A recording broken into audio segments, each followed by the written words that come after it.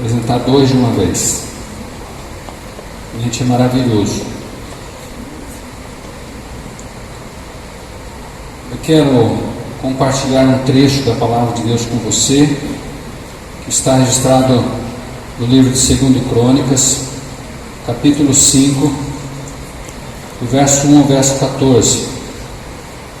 Eu quero, enquanto você localiza aí, eu quero dar as boas-vindas àqueles que nos visitam esta noite, dizer a você que você é bem-vindo neste lugar, que Deus te abençoe, é uma alegria, nós sentimos honrados, nós sentimos abençoados com a tua presença aqui. Da mesma forma, nós queremos que você seja poderosamente abençoado. O Deus que nós cremos, Ele é o mesmo ontem, hoje e será para todos sempre. E a palavra de Deus diz a respeito dele que Ele é um Deus imutável, que Ele não muda, e Ele é um Deus todo-poderoso, e Ele tem poder realmente para ir além das nossas condições, das nossas capacitações, das nossas limitações. Creia no Senhor, confia no Senhor, e Ele estabelecerá aquilo que você realmente precisa. E eu quero falar nessa noite um pouquinho sobre este relacionamento com Deus, esta vida com Deus, essa vivência com Deus, que muitas vezes nós vivenciamos Deus de uma forma limitada, uma forma equivocada, querendo barganhar com Deus, trocar com Deus, fazer para Deus, fazer para nós. E na verdade não é assim que funciona. E eu gostaria que você entendesse essa simples palavra, você compreendesse que o relacionamento do homem com Deus está além do fazer, além de termos atitudes em fazer alguma coisa para Deus, como se Deus precisasse que nós fizéssemos algo para Ele, como que se Ele não pudesse fazer aquilo que nós precisamos fazer. Então, eu chamo a tua atenção para a palavra de Deus em 2 Crônicas, no início da Bíblia, 2 Crônicas, capítulo 5, verso 1 ao verso 14, diz assim: assim se acabou toda a obra que fez o rei Salomão para a casa do Senhor. Então trouxe Salomão as coisas que Davi seu pai havia dedicado, a prata, o ouro e os utensílios, e eles o pôs entre os tesouros da casa de Deus. Congregou Salomão os anciãos de Israel e todos os cabeças das tribos, os príncipes das famílias dos israelitas em Jerusalém, para fazerem subir a arca da aliança do Senhor da cidade de Davi, que é Sião, para o templo. Todos os homens de Israel se congregaram junto ao rei na ocasião da festa, que foi no 7º mês. Vieram todos os anciãos de Israel, e os levitas tomaram a arca e a levaram para cima, com a tenda da congregação, e também os utensílios sagrados que nelas haviam. Os levitas sacerdotes é que os fizeram subir. O rei Salomão e toda a congregação de Israel que se reunira a ele estavam diante da arca, sacrificando ovelhas e bois que de tão numerosos não podiam contar. Puseram os sacerdotes a arca da aliança do Senhor no seu lugar, no santuário mais interior do templo, no santo dos santos, debaixo das asas dos querubins, pois os querubins estendiam as asas sobre o lugar da arca, e do alto cobriam a arca e os seus varais. Os varais sobressaíam tanto que as suas pontas eram vistas do santo lugar, defronte do santo dos santos, porém de fora não se viam. Aí estão os varais até o dia de hoje. Nada havia na arca senão as 2 tábuas que Moisés ali pusera junto a Horebe, quando o Senhor fez aliança com os filhos de Israel ao sair do Egito. Quando saíram os sacerdotes do santuário, porque todos os sacerdotes que estavam presentes se santificaram sem respeitarem os seus turnos, e quando todos os levitas que eram cantores, isto é, Asaf, Emã, Jedutum, e os filhos e os irmãos deles vestidos de linho fino, estavam de pé para o oriente do altar, com símbolos, alaúdes e harpas, e com eles até 120 sacerdotes que tocavam trombetas. E quando em uníssono, isto é, em uma só voz, a um tempo tocaram as trombetas e cantaram para se fazerem ouvir, para louvarem o Senhor e render-lhe graças. E quando levantaram eles a voz com trombetas, símbolos e outros instrumentos musicais, para louvarem o Senhor, porque Ele é bom, porque a sua misericórdia dura para sempre, então sucedeu que a casa, a saber, a casa do Senhor, se encheu de uma nuvem, de maneira que os sacerdotes não podiam estar ali para ministrar por causa da nuvem, porque a glória do Senhor encheu a casa. Paizinho, nós te adoramos, Senhor, te exaltamos e agradecemos ao Senhor, ó Pai, pelo teu cuidado, pelo teu carinho para conosco, pela tua paciência, pela tua misericórdia, Senhor, a qual tu tens para conosco, porque senão já teríamos sido consumidos. Nós te adoramos, ó Pai, nós nos rendemos a ti nesta hora e pedimos o teu Espírito Santo que venha ministrar em nosso coração e venha falar conosco de uma forma gloriosa, poderosa, para que possamos entender, ó Pai, e possamos avançar um pouco mais no nosso relacionamento contigo e deixar, ó Pai, muitas vezes, ó Pai amado, as formas práticas, ó Pai, do nosso relacionamento contigo. Nós nos entregamos nas tuas mãos. Eu quero colocar cada pessoa que aqui está nas tuas mãos. Eu quero pedir que a tua glória esteja tocando em cada coração. O Senhor esteja quebrando cada barreira, cada dificuldade, ó Pai. E que nenhum empecilho, nenhum impedimento à tua palavra, Senhor, venha ser obstáculo, ó Pai, para o agir do teu Espírito Santo nas nossas vidas neste lugar. Este lugar é teu. Toma este lugar, ó Pai, em nome de Jesus. Amém. Amados, este texto fala, praticamente podemos dizer assim, da inauguração do templo, quando Deus havia determinado a construção do templo de Israel, e Salomão foi o construtor, Davi, o antecedente de seu pai, preparou muitas coisas para a construção do templo, mas quem construiu o templo foi realmente o rei Salomão. E esse texto que nós lemos, ele basicamente fala do início ali da inauguração, da consagração daquele templo, onde o templo pronto, eles agora começavam a organizar as coisas, preparar para celebrar ali um momento de adoração a Deus, trazendo em si então aquele lugar como um santuário de Deus, preparado para honrar, glorificar e exaltar o nome do Senhor. Depois de 7 anos de preparativo, de trabalho árduo, de conquista, aquele templo fica pronto. E eu fico ali imaginando, aquele templo foi dado a Salomão nos mínimos detalhes, os detalhes pequeninos para a construção daquele templo. Eu gostaria que você entendesse que Deus é um Deus detalhista.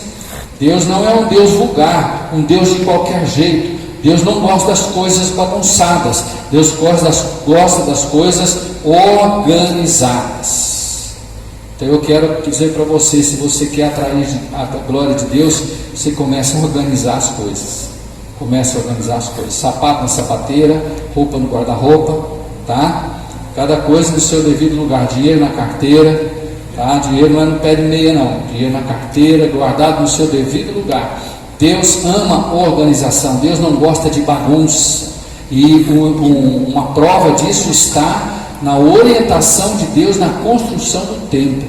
Deus dava até os detalhes das fitas, das tiras, das franjas, das vestes sacerdotais, coisas pequeninas. Deus realmente que requeria isso.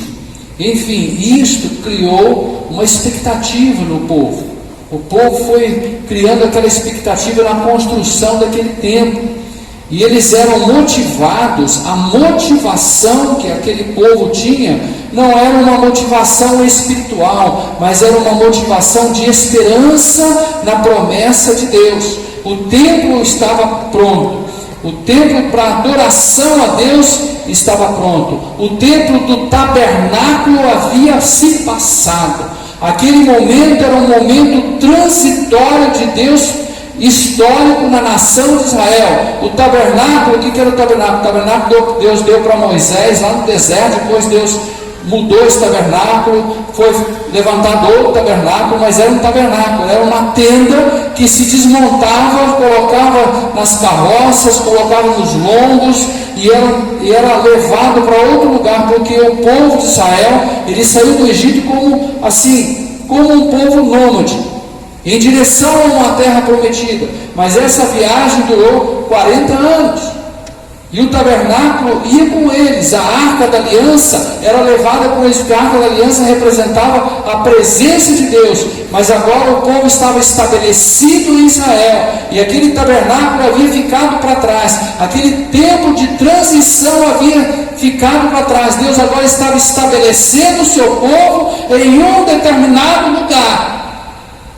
Esse é o propósito de Deus, é estabelecer o seu povo, fazer-nos criar raízes, criar fundamentos, para que a glória deles possa ser manifesta, para que o poder dele possa ser manifesto. E Deus criou então e fez com que Salomão construísse um lugar único no meio de uma nação, para que o nome dele fosse adorado ali naquele lugar. O povo tinha que sair do norte, do sul, do leste, do oeste, de dentro da nação de Israel, para vir a Jerusalém para adorar ao Senhor. Isto representa muita coisa.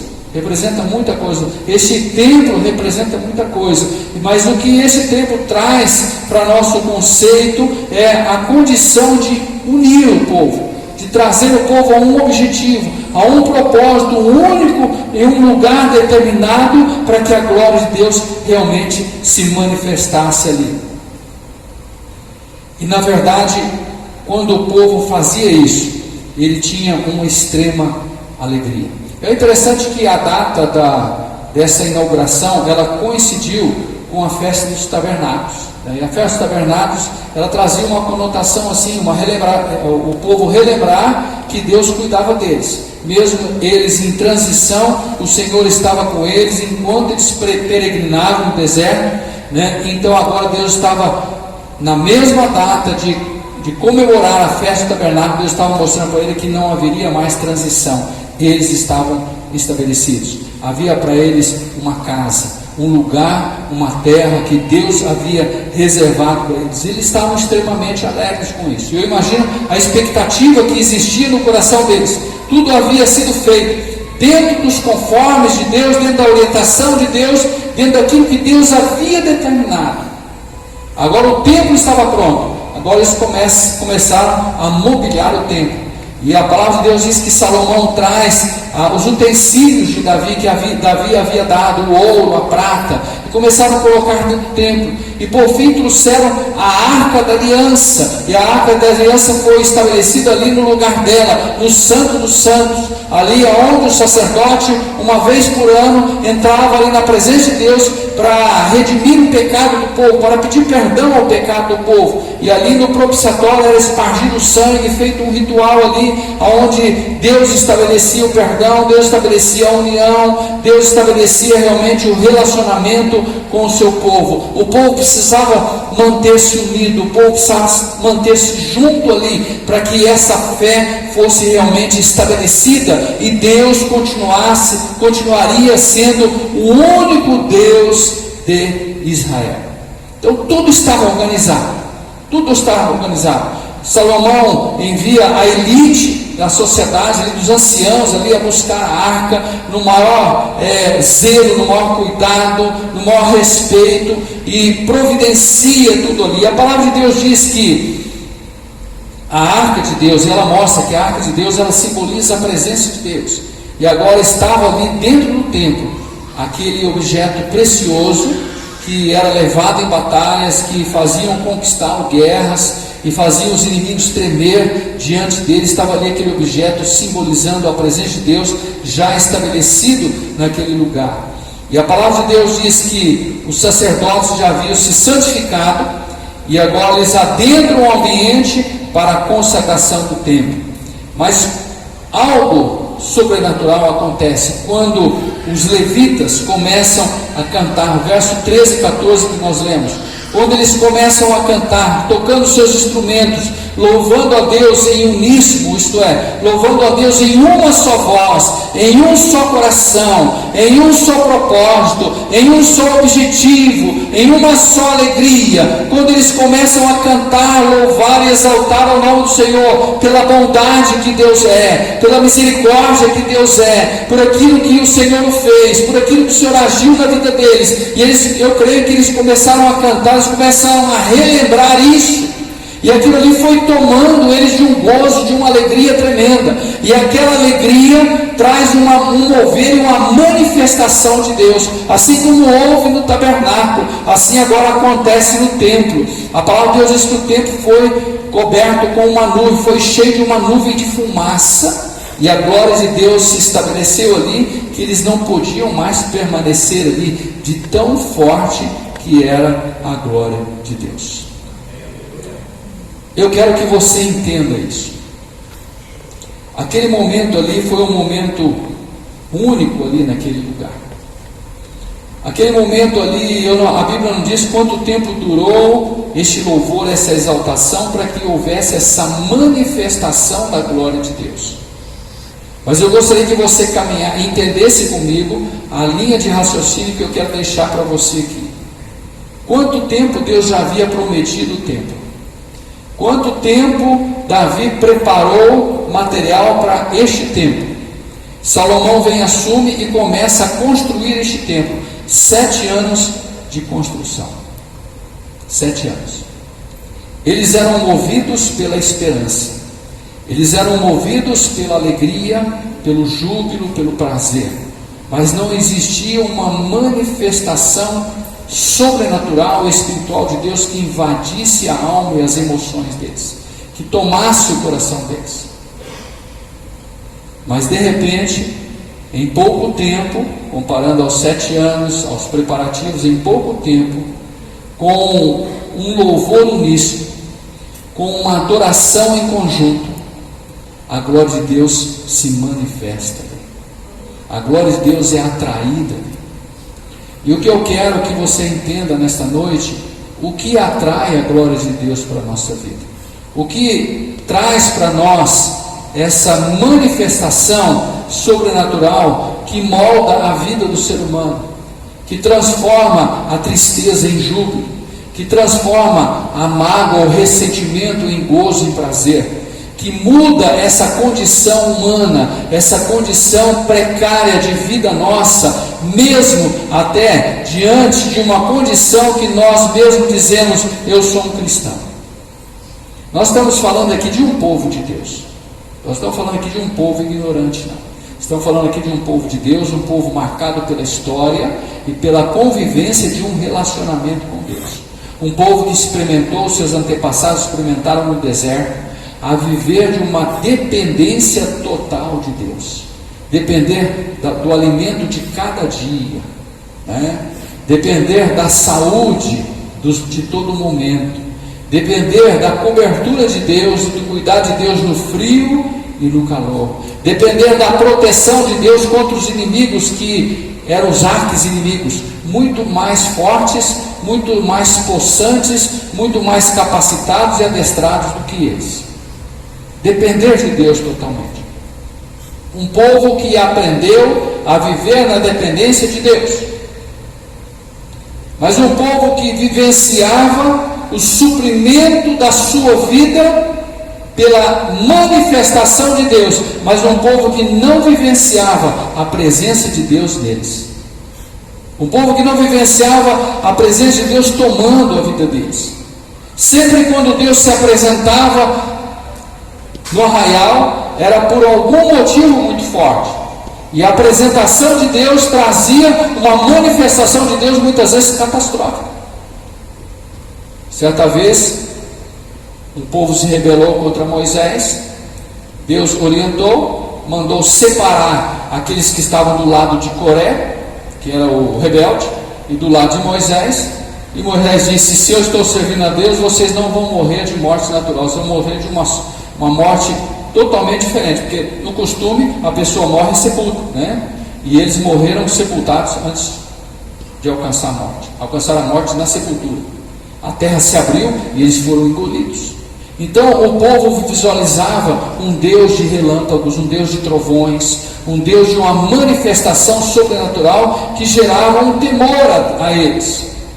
Mas agora aqui no templo, eles começaram a experimentar, esses sacerdotes, esses levitas que estavam ali, eles começaram a experimentar uma manifestação diferente de Deus, quando a glória de Deus tomava o coração, a vida deles, e eles podiam sentir o gozo, a alegria e o prazer da presença de Deus.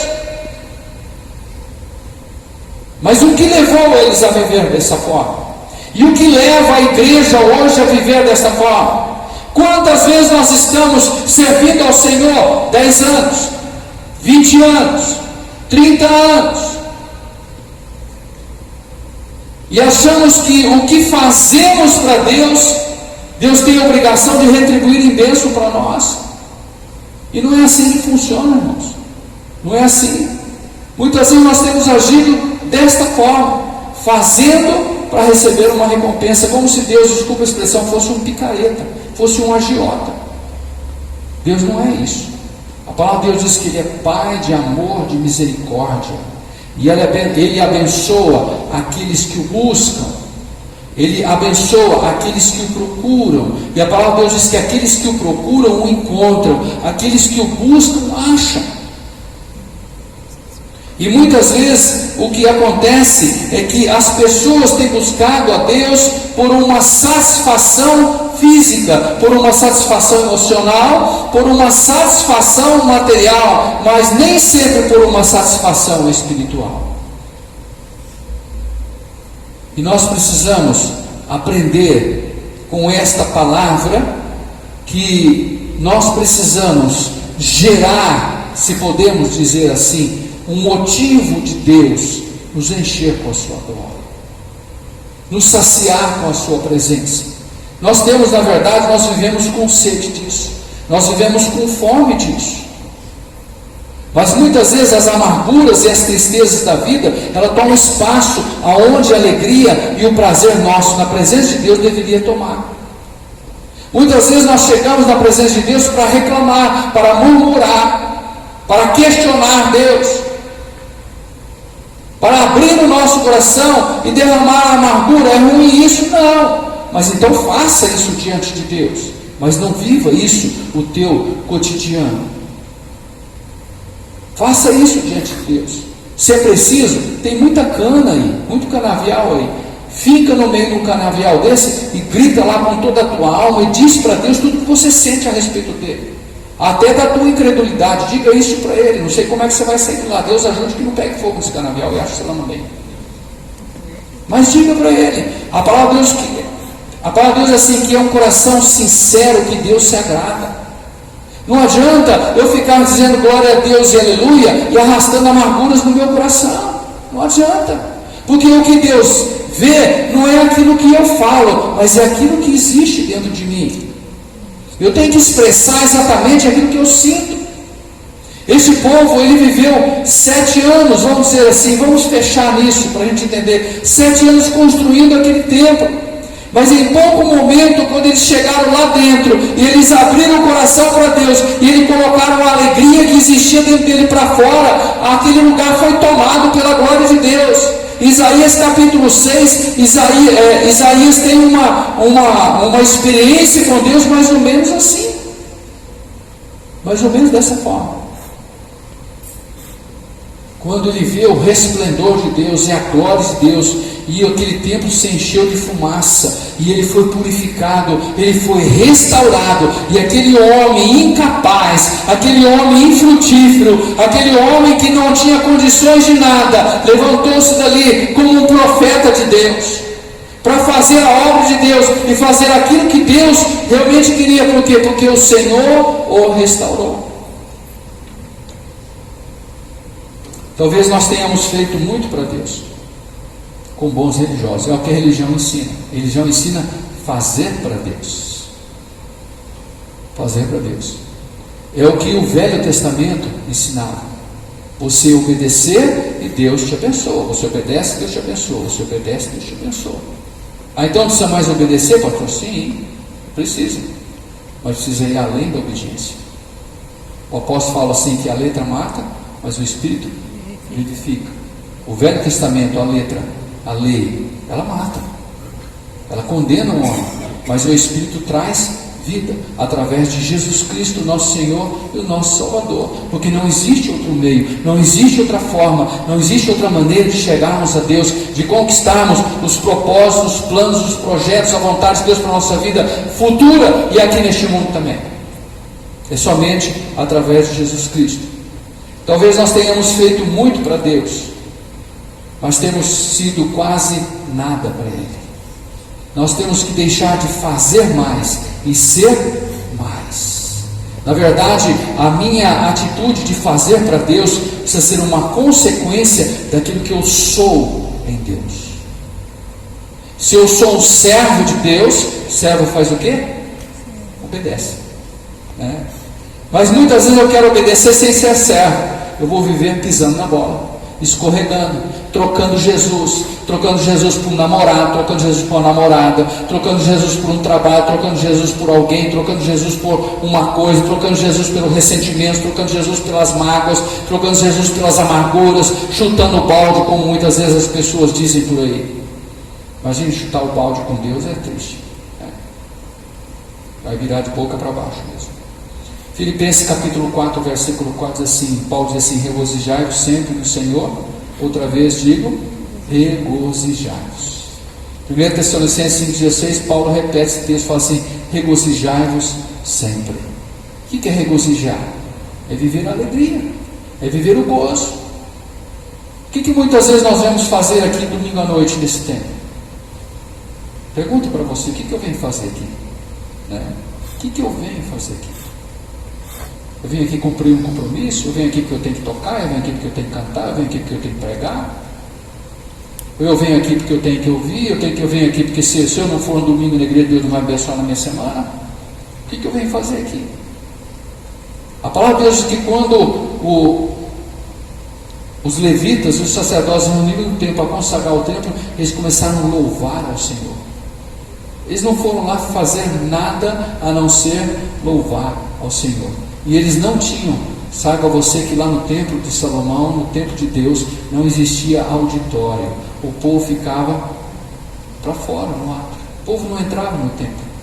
Eles faziam para eles mesmos, isto é, eles faziam para Deus.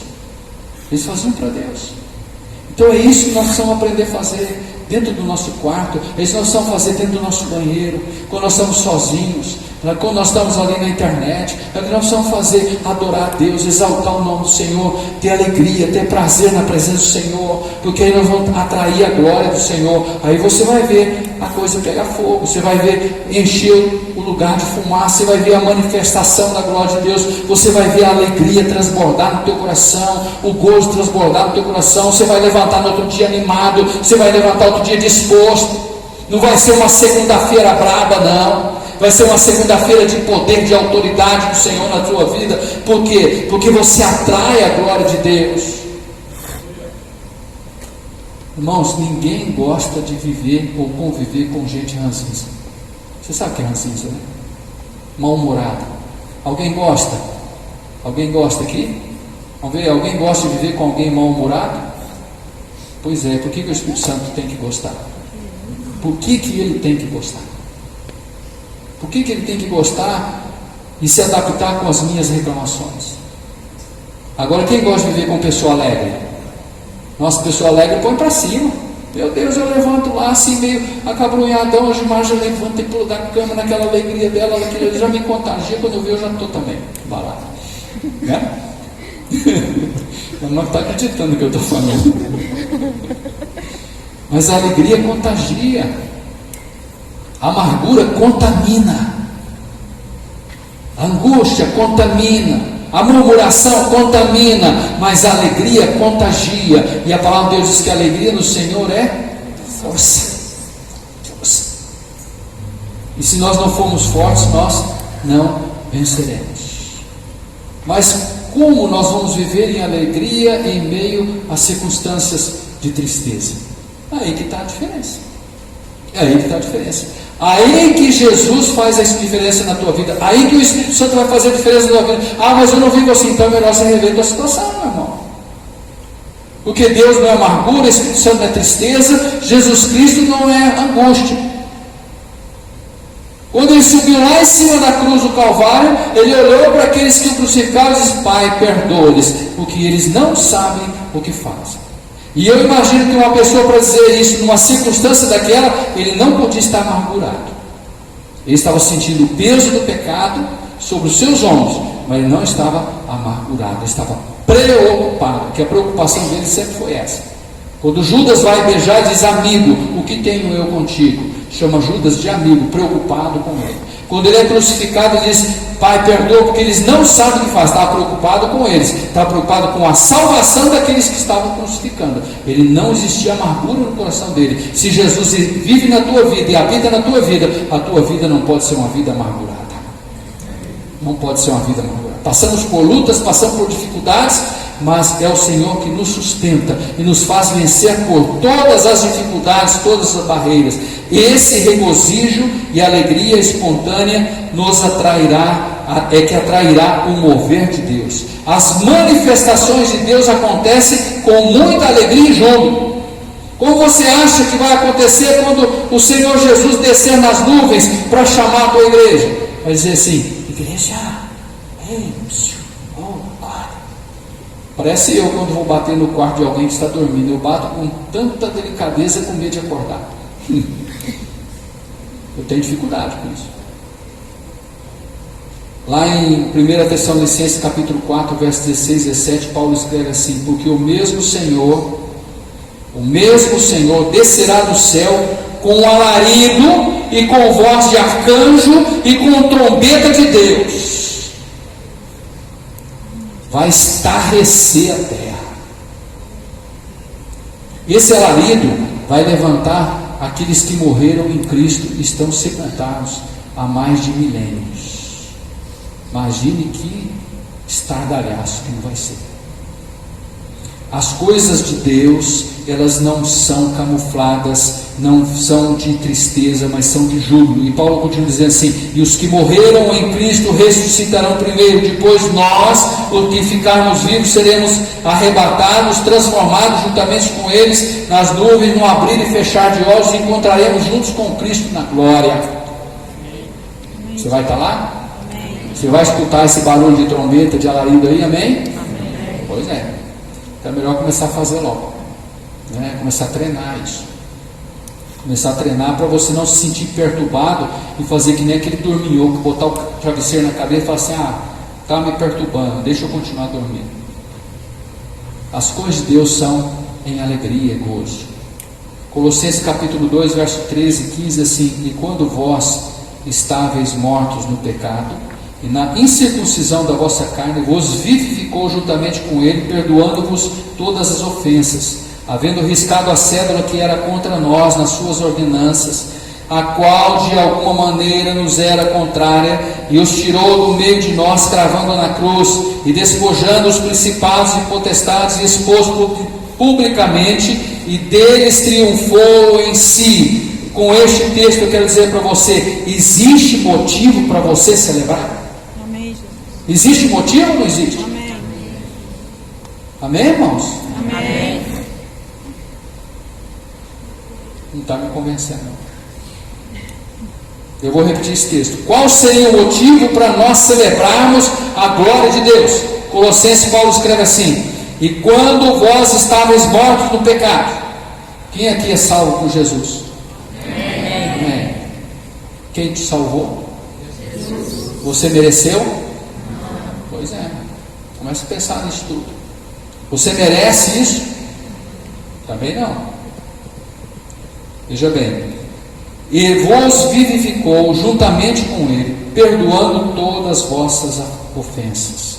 e havendo riscado a cédula que era contra nós. Você sabia que existe uma cédula contra você, uma denúncia contra você, contra mim, contra cada um de nós, no reino espiritual. Mas quando Jesus foi cravado naquela cruz, ele rasgou isso. Hebreus fala que ele rasgou essa cédula que era contra nós. Uma cédula rasgada tem valor, doutor? Não, não tem valor. Uma cédula rasgada não tem valor nenhum. Jesus rasgou essa cédula, porque essa cédula era contra nós, por mérito, viu, irmãos? Por mérito. Era merecido essa cédula contra nós, mas Jesus rasgou, porque Ele trocou o sacrifício dele pela tua vida. Ele morreu para que eu e nós tivéssemos vida. E aí eu pergunto, por que vivemos tristes? Por quê?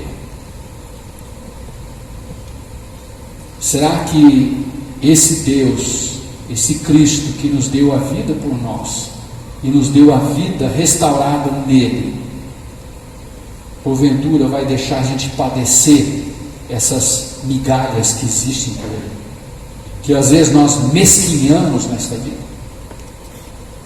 Nós precisamos viver e celebrando a glória do Senhor. Nós precisamos aprender a vivenciar, a buscar esta alegria e este gozo no Senhor.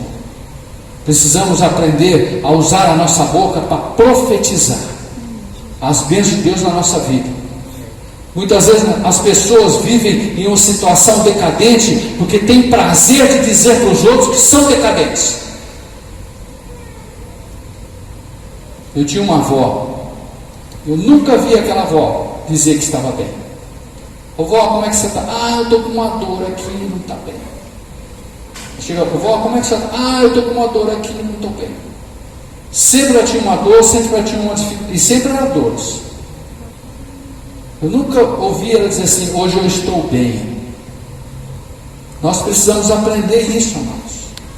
Não importa a circunstância, não importa a situação. Se Cristo está em nós e nós estamos em Cristo, a nossa vida vai bem. Ah, pastor, mas isso é hipocrisia. Não. Isso é confiança. É fé. É fé. Tem um cântico muito antigo que dizia assim, com Cristo no barco, tudo vai muito bem. E o cântico diz assim, e passa o temporal. Se passa o temporal é porque estava no meio do temporal.